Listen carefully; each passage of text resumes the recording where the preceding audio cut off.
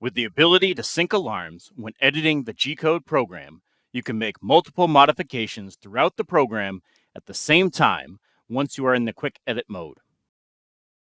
As of today, all accumulated errors remain displayed, including syntax, out of range, collision, safety zone violations, and tool limitations.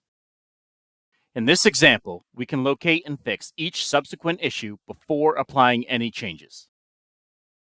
The first callout is the syntax error where a comment was added with the Siemens language instead of FANUC. Highlight the error message, and NCSimil will show you exactly where the problem occurs in the G-code. Then enter Quick Edit mode and add the parentheses.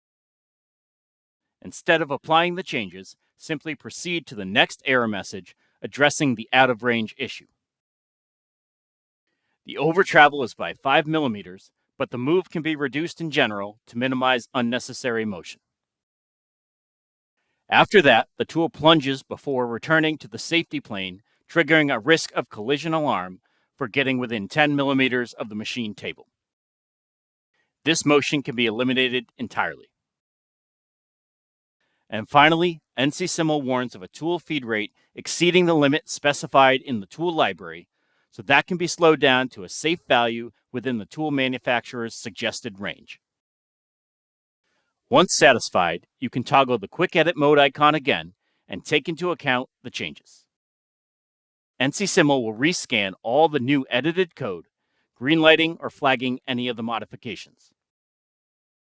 This single process will speed up the time it takes to troubleshoot and modify G-code as part of Step 1 in NCSimil's certification process, allowing you to move into Step 2 quickly, remove material, check for collisions, monitor material removal rates, and ultimately produce a quality part.